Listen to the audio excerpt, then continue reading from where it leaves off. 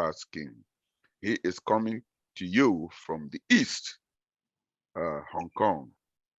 Gentlemen, welcome to African Hour. Could each of you please introduce yourself to African Hour loyal audience, please? May I say, Comrade Ntube, could you begin? Thank you very much, Comrade Nkimbeng, for inviting me to your powerful show. We are all aware the beginning of this struggle, how you interviewed people of high caliber within the United States and also within your own locality, Lowell. We are proud of you. We're proud of what you're doing. And we are sure and confident that you're continuing in the right path. I want to greet everyone watching us.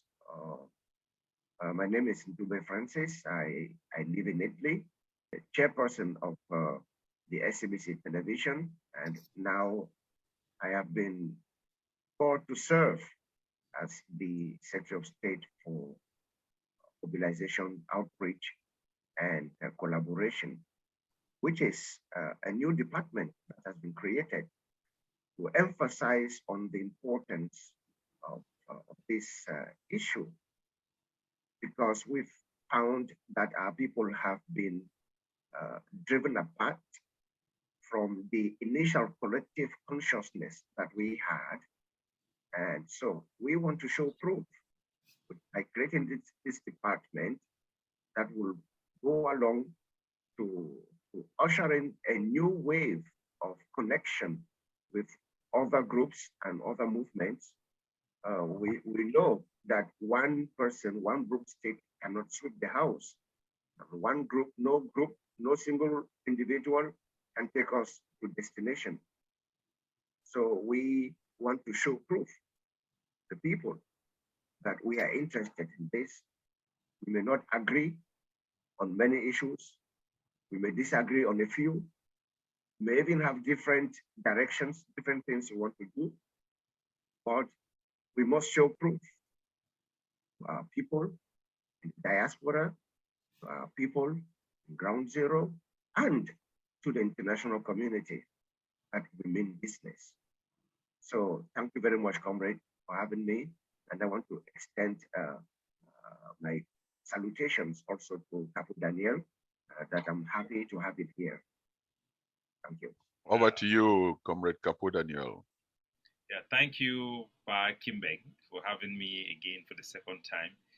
And my very good friend, Mr. Ntube Francis, it's nice to share the platform with you. And it's always a wonderful, settling time, powerful. Nkimbeng, you have been a cornerstone for Ambazonian journalism, and you have really lived up to that expectation. You always remind me of the good old days of the so-called Cameroon calling, which was run by Ambazonians. And it's nice to be here and on your platform, the African Network. It's really a big platform, and it's an honor to be here. Thank you very much. I would say, brothers, and we are brothers. We can fight in the house, but you don't choose to be part of the family. You belong. So, yes. And I forgot, just in case you had said we give an introduction, I forgot to just limit it to my name. I am the Deputy Defense Chief of the ADF, which is the military wing of the Ambazonian Governing Council, which I am also the spokesperson. I go by the name Sense Pass King, as you know very well.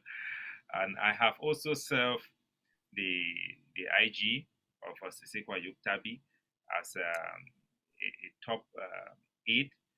I was responsible for negotiation with Harmony Bogba, the Common Law Bar Association, to become part of the IG. And I was also a board member of the SCBC. I'm surprised Mr. Francis is now the chair. It's good to have you here. I have served both all the leaders of this liberation movement in some way or other. even including Sako. You remember he launched my trip to Boya. The second interview he had about my trip to Boya was on my platform. And I've worked with Chris Anu as well. In memorable times, I've worked with Sheikh Kavi Womeleng and many other people within our liberation. So I'm happy to be here. Thank you very much for that wonderful presentation. And for our audience, I will also say that I've had the humility and the privilege to interview almost all the Ambazonian leaders, and going all the way to interview our most reverend Pa Mola Njoli Tumbe Lakintini in Douala. So, in fact, it's an honor to welcome all of you on this show. It is a privilege. Let's get to business now. Gentlemen, what is most important for us is the education. The education is the future of Ambazonia. And we know that La République, for all these years, they have tried to destroy our education and intentionally bringing their own kids to study English, pushing us to speak French. All of you are very versed on that, and you know that with education, it changes the mind, it builds the future. It's like a seed that you sow, and education is only as good as the minds of those who build the curriculum. Could each of you please lay your platform from your various organizations so that our people can see where both leaders are leading us to. Capo, could you go ahead, please? Yeah, we have, over the years, we have laid a very strong foundation of community education and setting up a total of 8 community schools in Ambazonia, and 3 of them in areas that have never had any formal school building before, even during the period of the Germans, the period of the Nigerian rule of our country, and even the period of Southern Cameroon, and now in the period of Ambazonia. So for over 3 years, we have raised children. We have also, during this period, developed a curriculum that have been introduced. It has been, it is being considered by our partners in the Presbyterian Church Education Board, the Baptist, and the Catholic. So we are still advocating for them to adopt it. And some community schools that have been opened up using our guidelines by some villages have actually adopted that curriculum. And we have had just one pedagogic meeting on the ground to discuss about it with some experts. And we have a lot of logistic problem with the books we have chosen for our students, and also some challenges in terms of education. And we have also engaged UNESCO. We have had an appeal from our Supreme Commander on the ground to UNESCO directly. It has been followed up by our SS, the Secretary of State, Dr. Ayamba, which have been robust in the United Nations and other world bodies to advocate for specific negotiation on education as a separate issue, because we know that Cameroon do not want to negotiate about the war itself, but we have been able to have some direct presentation to the international community, certain state partners, of what we can be able to negotiate with Cameroon for community education.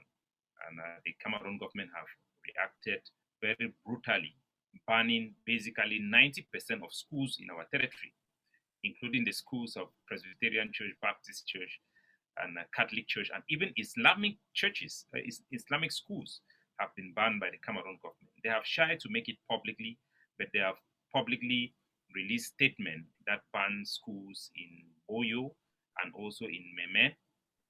But practically on the ground, they have told principals, they have told school proprietors that they will not open if they don't follow Cameroon colonial guidelines. But we are very happy that the way things have played out, 99% of schools have been following our guidelines and have been authorized to operate. And we have just been having tremendous coming back home this year of our students who had fled into Cameroon for studies. They have been returning back home. It was embarrassing to see students leave in August to travel to La Republique for studies. This year, we did not see the same phenomenon. As a matter of fact, the Cameroon government schools that was visited by the colonial governor, Lele Afri, we are just receiving videos from our transitional authority in Bamenda who have visited those schools. And today, there were no students, no teachers, absolutely boycotted. So if you need to see victory for Ambazonia, is today we are going to be releasing the video footages of a Longla College, Progressive College, a PCC Progressive. These are the biggest schools in Ambazonia with the highest amount of students at all time. All of them are open under our guidelines. No students putting on uniform, no singing of Cameroon national anthem, no teaching of French and no teaching of Cameroon history.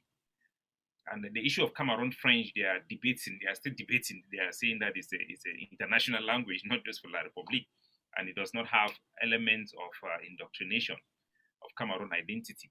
So, but in terms of history, Cameroon history is banned, is forbidden. We will conduct exercises unannounced to search the back of students to verify if they are using Cameroon history books. We are going to carry out those operations eventually. It's not going to be announced. So that is where we are with education, and it's a big victory for Ambazonia. Very good. I could see Comrade Ntube as you were speaking. He was nodding his head. That is really an aspect of collaboration, and that he sees that all of you share a lot, that we all share a lot, and we are passionate about educating our people. Comrade Ntube, please, over to you. Yes, thank you, Comrade. Actually, what they're doing is great. In the IG, we pinned on education as a pillar of our liberation. Let's not forget that this struggle began because of education. It began because our system of education, our Anglo-Saxon system of education, was diverging. Our people, our language, because some people sometimes say English is not what should determine an African, but language also influences people's ways of living. Language influences culture, and education deals with culture. It's based on culture. Can you imagine that sometimes we used to study geography, and in geography papers, they will ask you questions about Britain. They will ask you to describe the weather in Britain. That would be difficult for somebody in Southern Cameroon to give a detailed description of the weather in Britain. But if you ask a Southern Cameroonian to describe you the weather in Boya, in Santa, the person can do that, and they will do that willingly.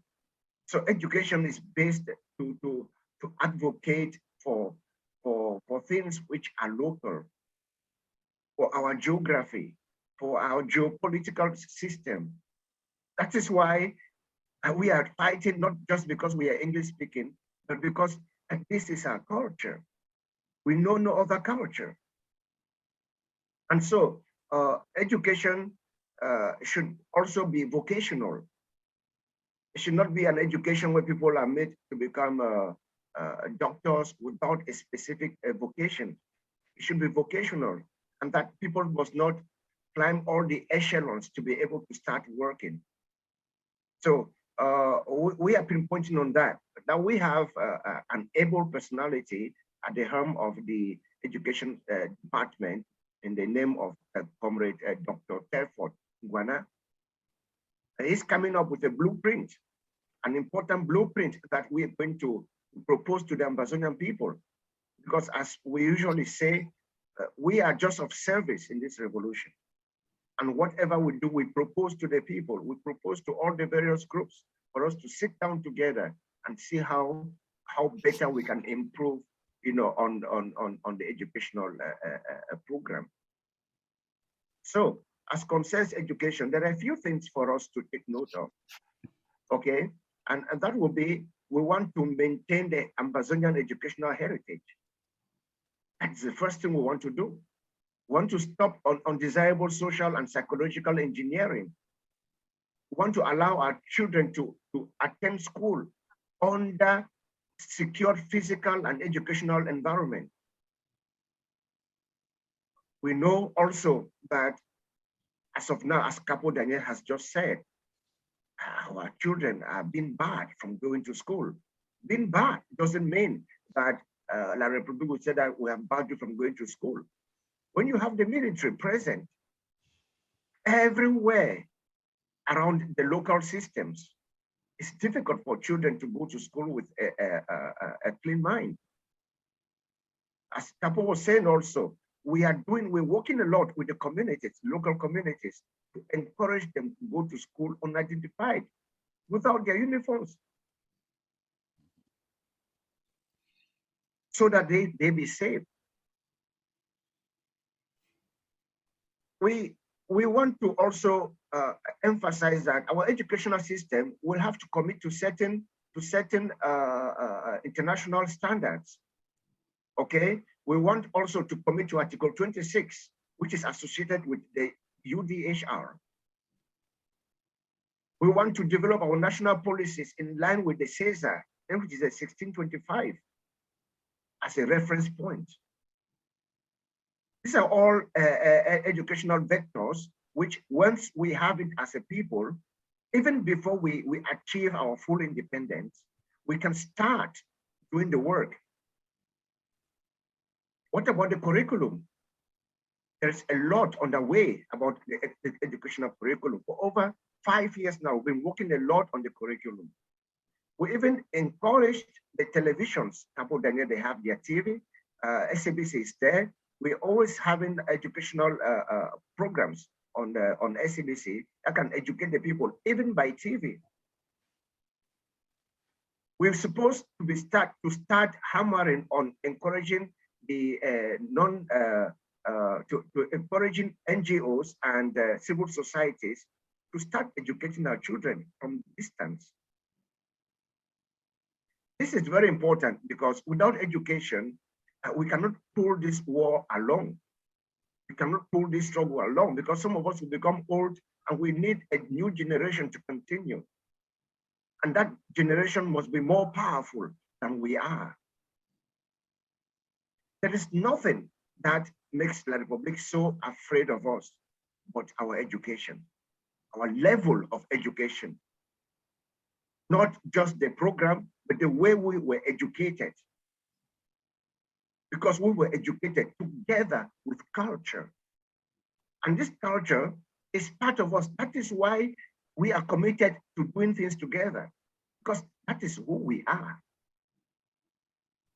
So comrades, I think there's a lot to talk about, but I would at least end here for now so that we flow together and carry out this conversation together. What an interesting conversation.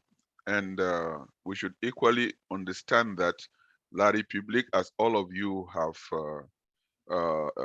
explained and let everyone know, their intention was to water down our system of education. Because you cannot believe that if you go, you study in English in those days, in the 80s, those in the 80s will understand this very well.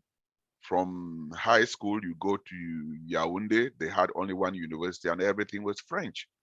And we could beat them at their own game. So that shows that our education was solid. And our education was meant to produce professionals. That's why we had commercial schools, we had technical schools, and you could, I mean, anyone who disagrees with me should put a hand up. Where are our technical schools? Where's Ombe? And these were factories producing engineers, and they saw that these guys were the product of our system of school. And let us not equally forget that La Republique is using this period as an economic bonanza for them, because they will make our area not safe for education, so that our people can cross the Mongo and spend money and educate their own people with our knowledge. They know that we come with a level of acumen and discipline that is unequal on their side. So, which is very good that our people should have in mind that even on our territory in Ambazonia, they will make it impossible for us to even go to school and position armies everywhere. That's a military tactic to pull us behind from our education, and we should not fall from that trap. That we should wait until it is absolutely peaceful before we go to school, because that is their intention. You remember the current internet, and though they have always come with everything to keep us in the dark. So I am very, very proud of the various steps that both parties are coming to actually fend off this devilish mentality of La République, always trying to keep us behind. So, comrades, one thing which I would like all of you to, this is the schools are going back now. And as I've heard from all of you, and I did hear some quarters out there advocating that schools should be delayed and reopen after October or so, for certain reasons which I do not really understand. I don't know if any of you buy that idea, because I don't think we should buy that idea, because October 1st is coming. And how can we withhold our students who are really the vanguard to, I mean, I remember growing up in West Cameroon, and those holidays were very, very something to look for. Could each of you just present, maybe clarify, because all these things, they confuse our people a lot. I'm so glad that I have pillars of both factions here to shed light on that. Yeah, if I may, I think the issue have been very disheartening, to tell you the truth. We have worked so hard to make sure that schools, our children have the rights to education. And you should know that even in Ukraine, where they have a conventional war, schools are going on. I mean, physical classes are going on. And in Donbass and in Luhansk, they have online classes going on as we speak. I mean, in the front line. So Ambazonians have no excuse not to send their children to Ambazonian schools. We have banned Cameroon government schools. So we are talking about Ambazonian community schools that we have set up on the ground. Some that we set up, some that we have encouraged communities to set up, and other private and mission schools that we have authorized, and provide them very strict nationalist guidelines where they can operate. And the problem we have now is that this our liberation movement have a lot of fractions, and sometimes you don't know where they get their advice. You don't know if it's a group of rogue soldiers or a group of even possible Cameroon intelligence behind some of those disruptions. And we were really hoping that as this year our education program have picked up steam, with over 280 new schools getting direct authorization from us, with guide accepting to adhere to our guidelines, that we will be able to demonstrate to the whole world this September that you can see Cameroon have failed, and Ambazonia side by side, they are going to school. And unfortunately, people use the excuse that the September beginning is the same day that Cameroon is opening schools, so they impose a lockdown to use that as that was just an excuse after the lockdown have been declared. And the same people who declared that lockdown have actually said that school will open on 4th of October, and some have said that the school should open on the 1st of January.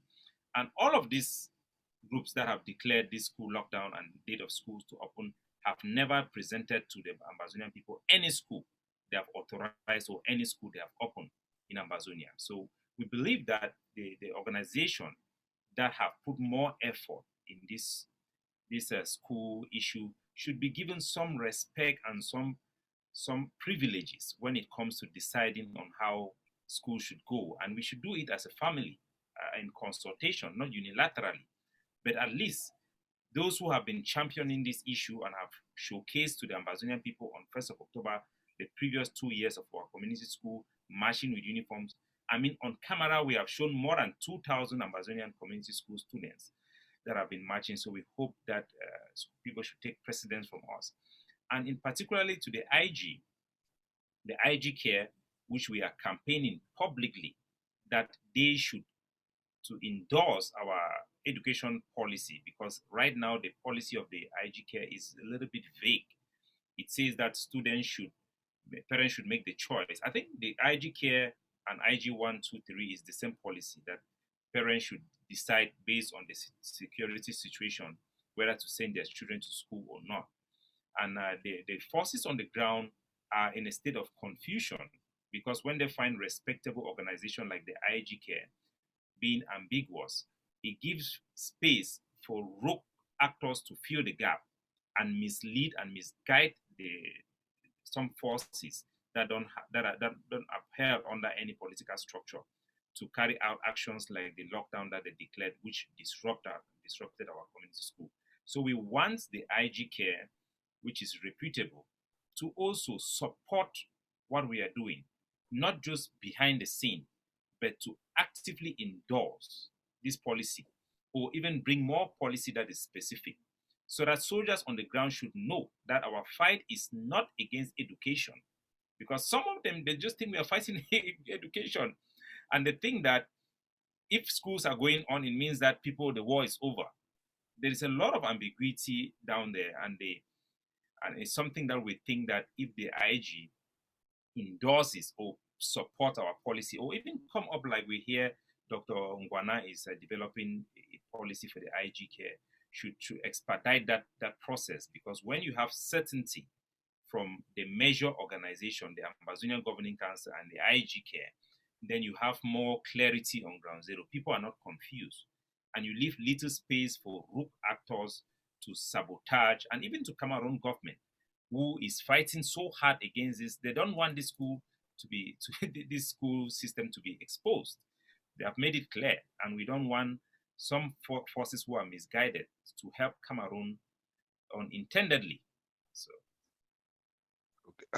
I would actually tell my audience that you are watching African Hour, and African Hour has brought to you two distinguished comrades that are sharing views and debating discussions that could advance and precipitate our movement to full and unconditional independence.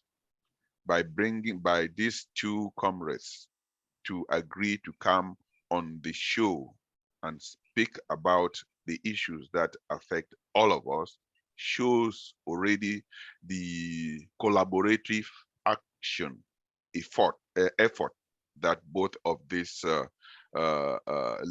leaders, I will call, are coming. So we should applaud this step.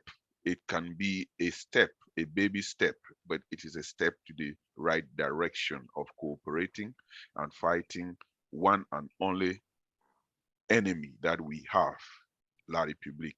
Over to you, Mr. Ntube. Thank you, Comrade Fru, and thank you, Capo Daniel, for that exposure.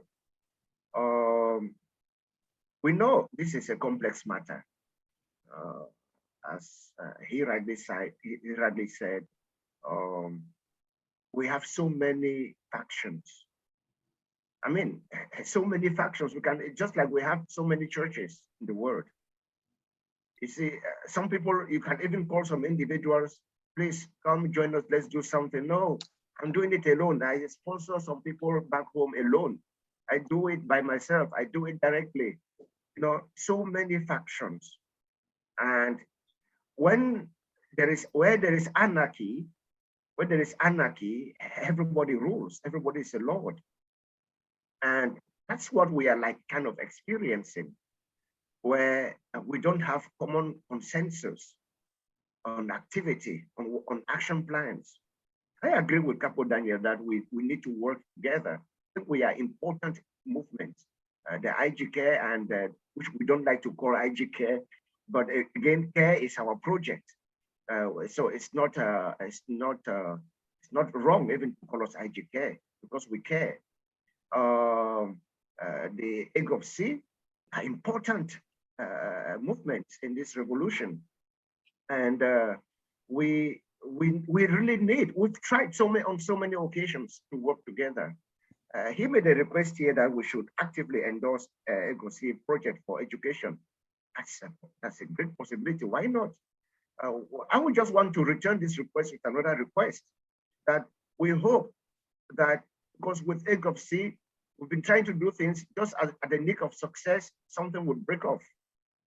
We hope, because sometimes we live with the fear of trusting one another. We hope that this time around, and maybe we can auction that here, that this time around, whatever we plan to do, we do onto the finish line. And I don't think it's impossible. We have the right representatives. We have people with experience on both sides who can sit down and listen to each other and talk and carve policies. Do not forget that the IG has passed through a lot of problems, internal problems, and so we were also in a couple of years in the phase of reorganization, of identifying and picking out what are the purest goals to follow this revolution. And I think we are set for work. We are set for work. We've reorganized our team, and we want to move forward, collaborate, and work with people we can work with. We know EGOC very well. We know them. And so they are not people, they are people we want to work with. As concerns the educational policies, we plan, what our general plan is to build a national educational policy, just like a national defense. Everything should be based on the idea of national. You see, our nation is a small nation, be it geographically and also by population. And so it is only when we think collectively that we can really succeed and win within the competition that is already amongst other nations. We have to become a brand amongst the international community. We really have to show proof that we can do things together, and this education is one of them. We have people across the carpet that you can meet them everywhere in the world. Nkimbeng was talking here that some of us come from Hong Kong, some of us are in Italy, some of us are in Lowell in the US. We are across the globe. We have people with experience from all directions who can help to build a great and formidable educational policy that will help our people, not only for today. We should be thinkers of the next generations of 100 and 200 years in the future. America is standing on the pillar of thinkers of 200 years ago. Yeah. Yeah. Yes. It's really good. It's very good. We have this exchange. No, let him finish his thought. I think he has it. Let him finish his I'll thought. I just say 1 second, then I'll let him to say what he was saying. He doesn't also forget. No, I'm talking to you. That you should finish your thought. Okay. So what I'm saying here is we can. Everything is possible. We can bring together our teams. We sit down and talk. I really wanted to pinpoint on the fact that what you lay down today, let's not only be thinking about ourselves, me, Francis, Capo Daniel, our joys, our importance. We should think about the future, because our importance would be engraved by the future generation. And once we think that way, we'll have little space for arguments. Very little. We have little space for divergences. To this, I yield. Thank you very much. What I'm observing now is that I pay homage to our fathers and our forebears. They never acquired the education that we do now, but they demonstrated by their actions that they could come from different parties, from different political persuasion, but they will campaign together. And after the campaign, they will go and equally have a drink together. That is the spirit of collaboration. And I would, what I have equally noticed from out here in the diaspora with the white people is that, and the black people is, we who work with them, true business is not done at work or in daylight. It is after work that they meet at the bar and discuss strategies. So I hope that what we discuss out here in public, the true work should be behind the scene with each party picking up the phone and calling the other one. There is no excuse. Capo is right there in Hong Kong. You are there in Italy, and the time in Italy is 12 p.m. The time in Hong Kong is 6:39 p.m. and the time in Lowell is 6:39 a.m. We are able to collaborate and work together. There should, in this 21st century, there should be no excuse that Comrade Ayaba should not pick up the phone and call Comrade Yerima or call the other leaders to discuss, because unity has to be amongst ourselves, so that whatever we project out there should show that we have a theme, we are working together as Ambazonians. And then the international community would look at whatever we're doing, that we support each other. And until we really matured at that level of demonstrating collaboration in public, then you would see that this, our struggle, would get a different recognition by the international community. Capo Daniel, please, over to you. Yes, I was just applauding the fact that Mr. Francis is on this issue, and we are having this debate. And this is the first of its kind in Ambazonia, where reps from the two factions have met and they're having a debate. It's much better than having one person go on one platform and address the other person, and having the other person on the other platform address the other person. If we can learn from the United States, which is the biggest democracy from the United Kingdom, is that debates sharpens common interests. And when you only debate with somebody that you have common interests with, irrespective of how heated it is or how passionate it is, but it shows that we have one objective, and that should be what we should focus on. And I hope that this should be the beginning of more debates, even on SCBC, on ACN television, to really bring out the best. The democracy is built on debate and challenging of ideas, exchanging of ideas, and people not being afraid to be challenged. The force of argument, not the argument of force. Yes. So I wish I could still go down there, but I think sometimes you don't want to have the last word on every issue, and I'll let the moderator to guide us. Well, thank you very much. But on this note, that you know, life is precious. When we talk about collaboration, about education, on all what we are talking about the preservation of life and also building that life to be productive. So our existence depends on those who will live. But we equally see that La République is bent on putting that knife between all of us, so that when we knock our heads together, the enemy comes in.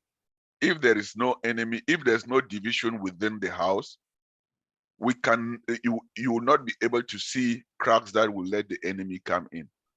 On this note, I would like, gentlemen, we have talked so much on education, but before education, we have to also talk about our peace, the struggle on the ground. If all of you can, maybe it's a difficult question, talk to our fighters on the ground. And before we proceed, I would like to pay respect and homage to our heroes who have gone before us and those who are in the hospitals, those who are in jail, and to promise them that never again and we shall never forget about them until we get to Boya. So let's give 1 minute of break to